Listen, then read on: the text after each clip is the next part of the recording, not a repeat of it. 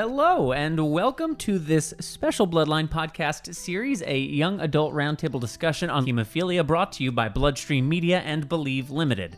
This 3-episode series features a live conversation among young men and their champions on topics of particular interest to young men with hemophilia.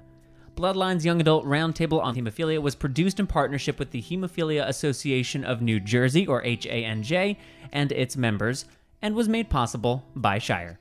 Alongside my champion and your co-host, Natalie Lynch. Say hello, Natalie. Hello, Natalie. No, that's not what I'm saying. Say hello to the listeners. Hello, podcast listeners. That's more like it. Alongside my champion, co-host, Natalie Lynch, I'm Patrick James Lynch, and we are very excited to present BloodStream Media's first roundtable discussion recorded live earlier this year at the Madison Hotel in Morristown, New Jersey, with members of the HANJ community. We will bring you this conversation in 3 parts, this episode, of course, being part 1, with each part centered around a few topics of importance specifically to young adult men with hemophilia. And Natalie, I think it's fair to say that we identified a few themes as we dove into our various topics. That's absolutely fair to say. And I should mention, these topics include the need for emotional support, pushing physical limits, pain management and substance abuse, dating and intimacy, and more.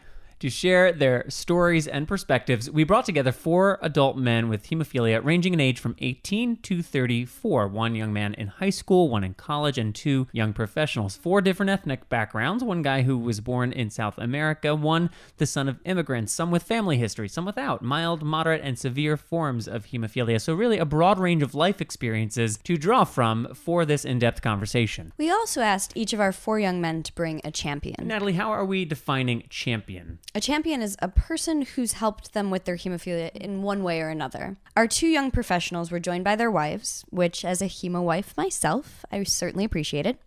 And 1 young man was joined by his mother, who also raised a couple of other boys with hemophilia. She did, so she was able to share as a parent of a few men with hemophilia. And 1 participant chose HANJ's executive director, Stephanie Lapido, as his champion, which was cool since she was able to wear the Champion of Justin hat as well as the executive director hat. In part 1, we featured the beginning of the discussion, which centered around 3 themes. Identity as someone with a bleeding disorder, disclosure in school, professional and social settings, and transitions such as those from high school to college, from college into the professional world, and from singledom to marriage. I think you are really going to enjoy this open and honest discussion. Patrick, just before we jump in, you mentioned at the top of this first of its kind series that it was made possible by Shire. I did. And let's just take a minute for a few words about connecting with Shire online. Life with a bleeding disorder can be challenging. That's why Shire created the Bleeding Disorders Community Facebook page. The Bleeding Disorders Community Facebook page provides useful information and an encouraging community for people living with or caring for someone who has a bleeding disorder. Visit facebook.com/bleeding disorders community today to connect with others and help take control of your bleeding disorder.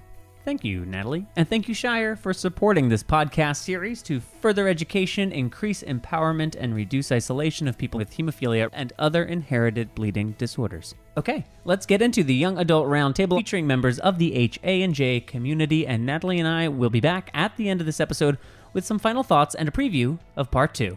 Enjoy.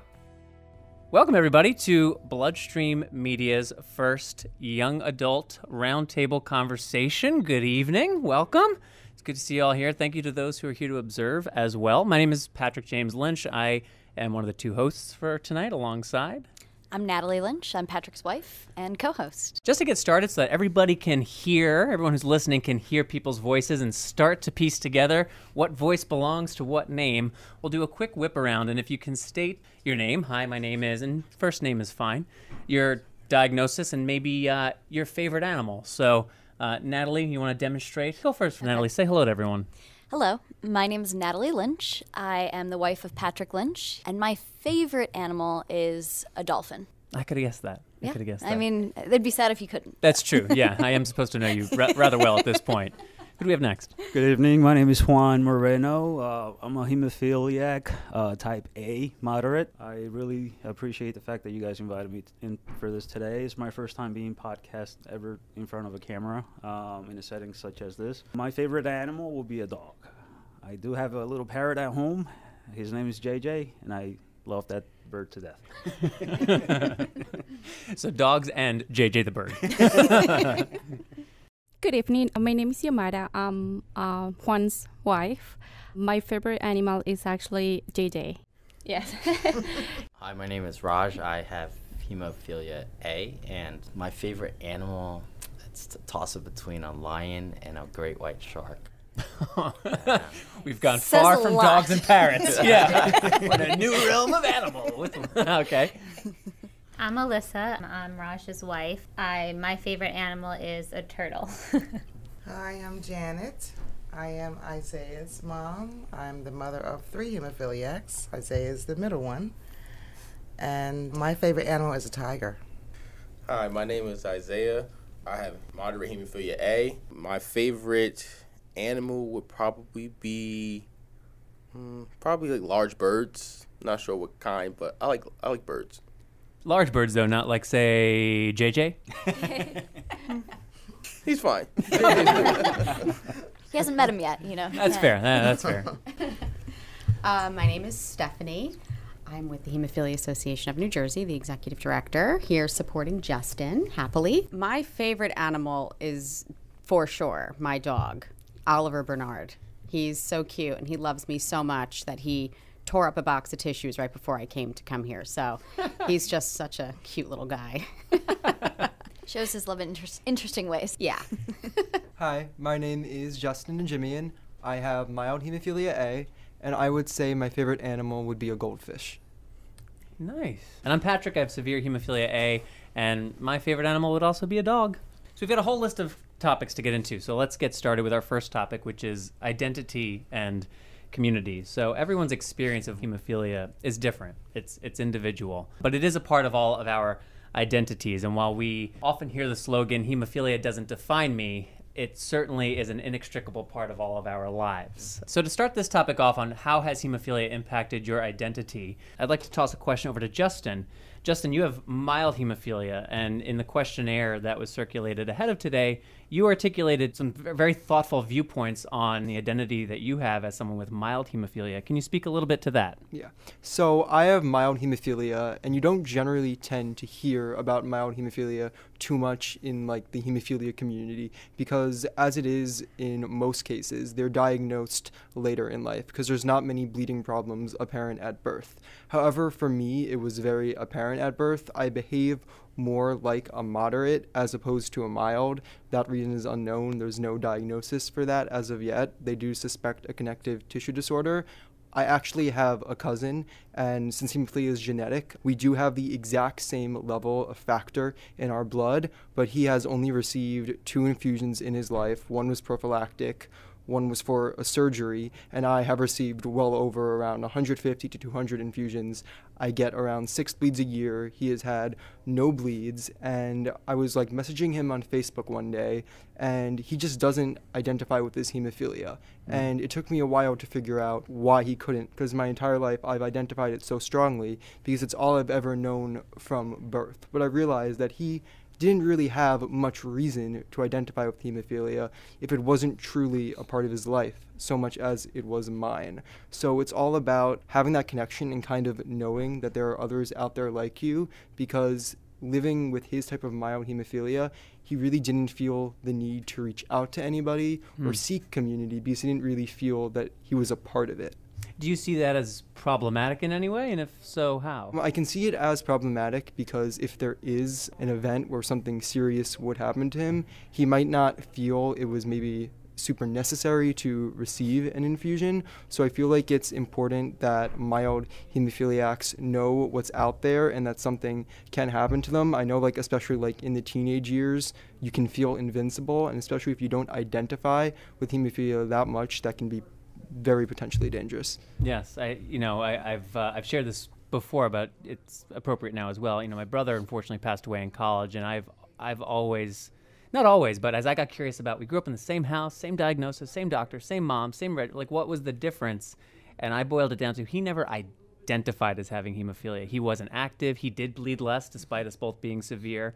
So for me, it was that piece, that identity, that he didn't identify with it. Raj, you kind of have an interesting, I would imagine you have an interesting perspective on this topic, given that, until the age of 14, you were not diagnosed. So when you think about the role of hemophilia in your identity as a man and human in this world, what does it mean to you, and how did it change after you found out, oh, I have hemophilia? So coming into, my teenage years, it was kind of difficult to accept. Not having the support community that others receive, I guess, would be a big part of how comfortable I would feel identifying myself as someone with hemophilia, or even sharing that I have it with even family, my relatives.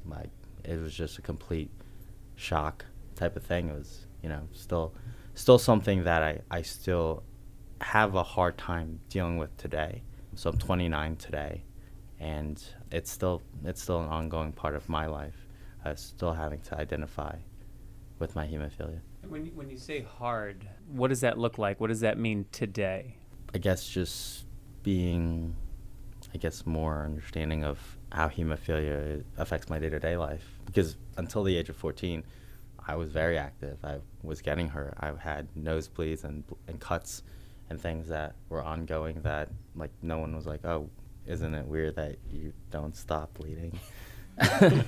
Nobody really asked that question. Oh, that Raj, he's just a bleeder. Yeah, he's just constantly bleeding, and it's or his bruises they look like he's been attacked or something. And Did you ask that question to yourself under 14? Did you have that wherewithal to say I feel this is different than what other people are experiencing? I did. I just wish I had more support at that age. So it wasn't until maybe about 2011 till after college that I actually started identifying that I had hemophilia and started feeling a little bit more comfortable sharing the fact that I had something that was very unique and something that I needed to take care of. And part of this community, I started reaching out. I think it's going to be going on about 3 years. So I'm fairly new to this community as well. So with that being said, I'm still identifying myself in where do I fit in, hearing everyone's stories and just interacting with others. Janet, so directing this question not to Isaiah but to Mom, you mentioned that Isaiah is one of 3 boys with hemophilia. I want to ask Mom, how did you go about creating an environment where it was easy for your son, and maybe it wasn't easy, maybe I'm projecting, but how did you create an environment that gave your son the supportive structure that he needed to make identifying as someone with hemophilia as easy as possible? Well, I guess because I was comfortable with it and I have a family history, and so I knew to expect the possibility when Isaiah was born and his brothers were born. We got tested early on because I was ready, and it was just already a part of my life. As a child, it was a part of my life growing up with my dad and my uncles, even though I didn't understand it as well then.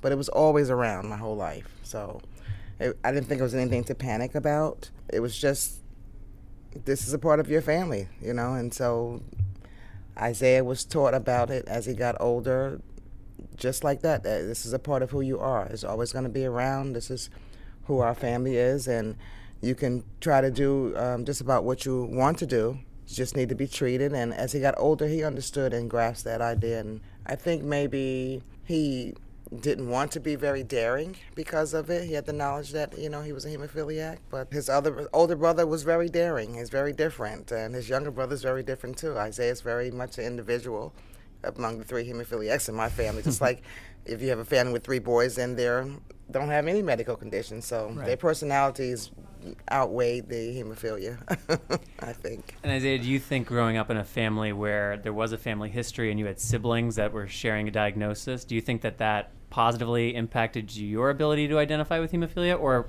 negatively? For me, it was positive because having siblings with hemophilia made it normal.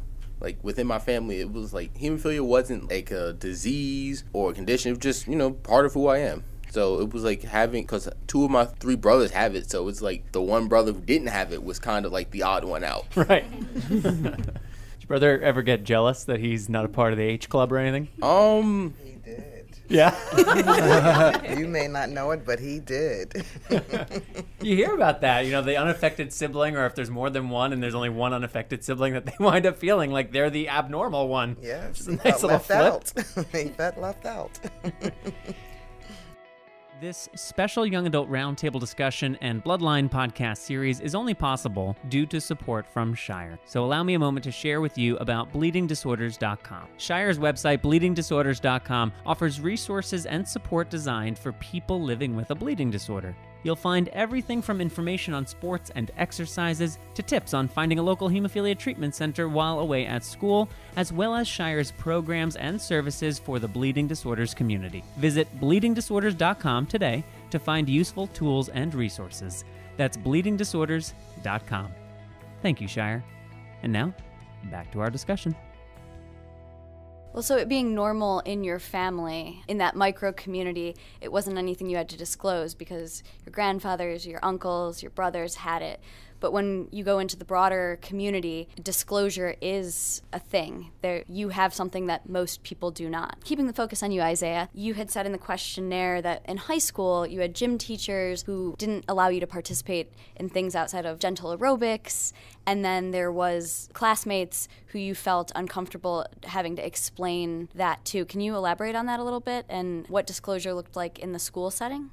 Okay, so before high school, I didn't really talk about it that much because growing up in elementary school, we played, non-contact sports, maybe sports with the foam ball. So there was no real reason to talk about having hemophilia because I was able to do everything like everyone else. But in high school, teenagers can get more physical when playing sports. So they said no physical sports, no contact sports. So just stick with aerobics and weightlifting. And then I had classmates ask me, why am I not playing sports? And I had to try to tell them. But it was kind of hard for me to figure out how to explain it because I hadn't really had much experience talking about it before. So I would just say maybe I just have a condition or maybe I get hurt easily or something. Then they sort of jump to conclusions. Like if you're a bleeder, if you get hurt, you're going to bleed to death or some wild conclusions like that, which makes things even more complicated because now I have to tell them, that's not what it is at all. And then you had said that when you transitioned to college, that explanation got easier. Did it get easier because you just had more experience in sharing it, or were there less questions actually asked? It was more or less questions asked because in college, you have control, we have control over what activities we do. So there wasn't any real restrictions. So I can pick and choose things that I feel are safe for me. No gym teacher saying, go over in the corner and, do some jumping jacks. Yeah. If you were starting high school again, would you do anything differently in terms of how you spoke with gym teachers about what you were able to do and not able to do? Yeah, I would try to sort of explain it because not all the time the gym teachers might understand what hemophilia is. They may be under the impression that any injury could be life-threatening or something. That might be the reason why they say I can't go through any sports. Right. So I might be able to explain to the gym teachers, which will allow me to participate more. Right. Yeah, and misconceptions and disclosures about also educating. So, there's school and then work. I would love to toss it over to Juan. In the questionnaire, you had said that you have to explain consistent unexpected bleeds to your managers, to your crazy manager. Yeah, let's get the adjective in there. What does that look like? Fortunately, I've loved all my managers. I haven't had that many. I've been in maybe 2 different industries within the last 10 years.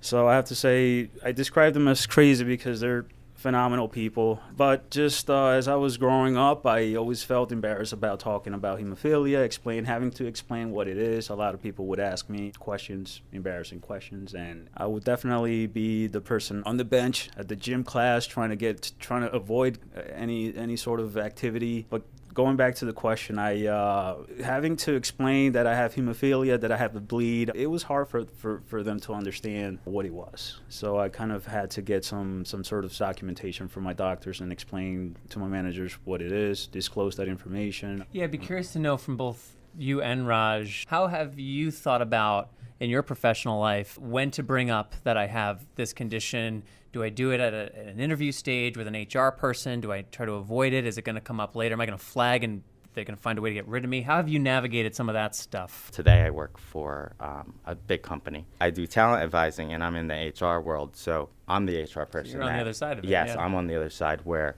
at least the company that I work for doesn't discriminate, and there's many companies like that, but I do get those questions. And I was at a Blood Brother event where a topic was discussed where, do you think people with hemophilia are discriminated or, based off of identifying as a disability? And the answer is no. So although is that your point of view, or was that kind of the consensus at that meeting that the answer was no? It's both. Both, okay. It should be both. I do identify, and I do let certain individuals know that have to know. I mean, I work in a very large organization that has 128,000 employees worldwide, so it's not like I have to tell everybody. That would be quite a task. Yeah. It's tough because people used to ask me, well, how do you approach your manager? How do you let them know that you have something? Right. And when do you do it is actually the really important question. Yes. Do you do it at the interview? Do you do it post-interview? Do you do it on day one? So as someone on the HR side, what do you think? Because it does come up a lot. Like when do you wait 3 months after you're cleared because you're in your probationary period for most companies? The answer to that question is you have to feel it out on your end where you feel it's appropriate. You might come across individuals that don't understand hemophilia. Like you said, like the gym teacher may not understand it. So you're going to have that explanation of what it is. My recommendation, it's when you feel comfortable, and that should be after like your first day for most people. Just to let them know, just in the event that, you have to be out of work, this is why. Right. And you have medical documentation. And even if they still don't understand, you can say, well, I can reach out to someone from my community and they can speak to you about it. Right. If you don't feel comfortable talking to me about it. When I first got my first job working at a warehouse, involved a lot of physical lifting and so forth. One time I pulled my groin muscle, and being a hemophiliac, obviously there was some sort of bleeding involved, and I didn't infuse myself. At the time, I was actually not infusing myself at all. I didn't have knowledge of me being able to infuse myself. Once I injured myself, described my managers, I said, can I go home? He didn't really let me go. He didn't really know that I had hemophilia. I was maybe 16 years old at that time. And that's around the time that I was really embarrassed to disclose my information. Just hearing Isaiah talking about gym class, I remember the one time when I first came to this country, I'm from Colombia, I went to gym class. It was completely different from what I am used to back in my country. Gym class for us was more of freedom type of setting. You could do whatever you want. You could go to the cafeteria and have a soda if you like. During gym class? Yeah. I want to go to gym in Colombia. Yeah. Well, Colombian gym is interesting. But here, when I first came, the first thing that you notice is a locker room, showers, and a basketball court. And I was like, wow, just like the movies, this is great. I'm going to be able to play with Jim Carrey or something like that. And oh, you must have been so disappointed. So once I got there, I noticed the teacher. He was really strict. He said, all right, everybody get down on your arms. Let's start doing some push-ups. And I'm like, holy Jesus, I'm going to have a bleed today.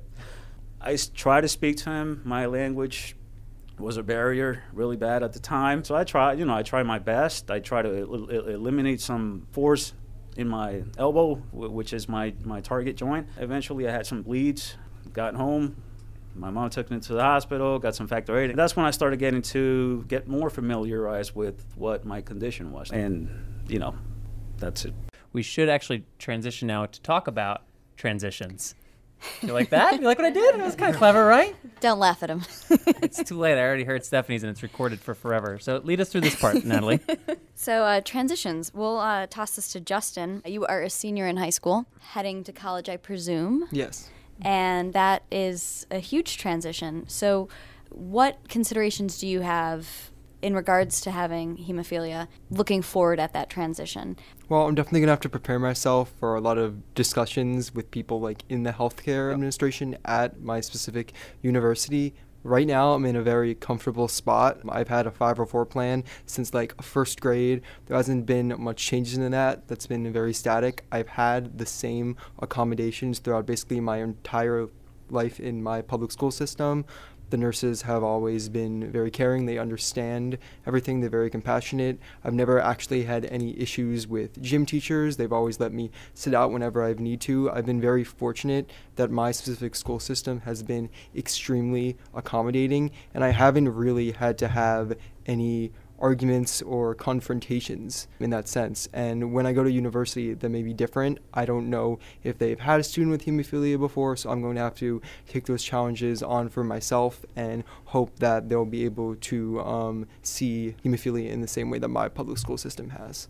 And Stephanie, as Justin's champion, what are maybe some additional considerations that he and all incoming freshmen should be thinking about with regard to their hemophilia in college, especially if they're going away? Right. I think that it's important to not forget about your hemophilia, even though it may not be cool. I think that sometimes all of us, whether we have hemophilia or not, it's like we want to fit in. And, you know, college is that time where you're starting to explore who you are. And there's aspects of you that you're going to experiment with things. And I just think that it would be important. And Justin knows he could call me or anybody at HANJ whenever he needs advice for anything. But my advice for any incoming college freshman would be just hold true to who you are, and hemophilia is who you are, and not to forget that or let it kind of go to the wayside just to fit into certain situations. Or if you're having a bad day or if exams are getting stressful, you know, just stay the course as much as you can and lean on those champions in your life in those moments where you might feel a little vulnerable to pressures or things of that nature. Isaiah, having recently kind of gone through that transition yourself, is there anything that you learned while in college that might be useful for someone like Justin who's got that ahead of them? My transition was relatively easy because I chose to go to a school that was nearby, and so I was still able to have access to, you know, my mom and the treatment center because they were like in nearby cities. But as far as the college, they were kind of lax. Like they said, yeah, I can bring a refrigerator to keep my factor in my dorm room. Okay, so when you say lax, that sounds accommodating to me, like lax in a good way. Yeah, okay. But also now that I think about it, it's like, would they know what to, like, they've just said, sure, go ahead, keep the factor in your room. But it was like, would they really know what to do if there was an emergency? They were like, do whatever you need to do for this condition, that's fine, but no assistance or support was felt. Yeah, but I was lucky to be close enough to where I could still contact my mom or my treatment center if something did happen. Yeah, so that to me that speaks to having a plan, whether it's, you know, whether you feel like the support system that's on campus, so to speak, is strong or not. As long as you have your plan, and then there are ways to cope with the challenge of perhaps a somewhat lax medical center on campus. Just a little bit of a scary thing to say out loud. That concludes part 1 of our Young Adult Roundtable on hemophilia. Thank you to the young adult men and their champions for their participation. And Natalie, as I think ahead to part 2, which we're going to preview here in a moment with a pretty compelling soundbite, I found it interesting how much the theme of identity continually popped up as a really foundational part of hemophilia for these young men. It did, and that's true beyond just part 1. Listeners will hear that theme come up again and again in part 2. We get into discussions about pushing limits, emotional support, and pain management and substance abuse. And here is that quick snippet of part 2 featuring Stephanie from HA&J on the topic of addictions. Let's give it a listen. There is a huge problem nationwide with opioids and this concept. I think sometimes people think, well, I don't have addiction in my family, so I'm in a little bit of pain and the doctor prescribed me this, I should be fine. And it's actually those folks that you're seeing are actually going down that road and they're like, I don't know how I got here. So I think having discussions, having people that you can call, and I could say at HA&J, we have gotten phone calls from folks that even though they had a support system, or it looks on the outside like they have a support system, they felt alone in certain moments. And we happen to be the people that they called. More from our participants on that topic and many others in part 2 of the Bloodline podcast series featuring a young adult roundtable discussion on hemophilia, a first-of-its-kind digital resource made possible by Shire. Life with a bleeding disorder can be challenging. That's why Shire created the Bleeding Disorders Community Facebook page. The Bleeding Disorders Community Facebook page provides useful information and an encouraging community for people living with or caring for someone who has a bleeding disorder. Visit facebook.com/bleeding disorders community today to connect with others and help take control of your bleeding disorder. Thanks for joining Natalie and I here on episode 1, and please, if you haven't already, subscribe to the Bloodline podcast series on iTunes, Spotify, SoundCloud, or wherever you listen to podcasts. We would also really appreciate one of those iTunes reviews. They go a long way in helping others find the series. Natalie and I also co-host a regular monthly podcast called the BloodStream Podcast, the bleeding disorders community's first professionally produced podcast series featuring a wide array of news, interviews, and informed opinionating, and distributed in partnership with the National Hemophilia Foundation. We have had great guests, such as NHF CEO Val Bias, former ACA head Andy Slavitt, Family Guy actor and bleeding disorders advocate Alex Borstein, and many, many others. So if you like what you heard here, please also subscribe to the BloodStream podcast on your podcast player of choice, or visit bloodstreammedia.com and follow the links to subscribe to all of BloodStream Media's podcasts for the bleeding disorders community. My name is Patrick James Lynch. And I'm Natalie Lynch. And until next time, take self-care of yourself.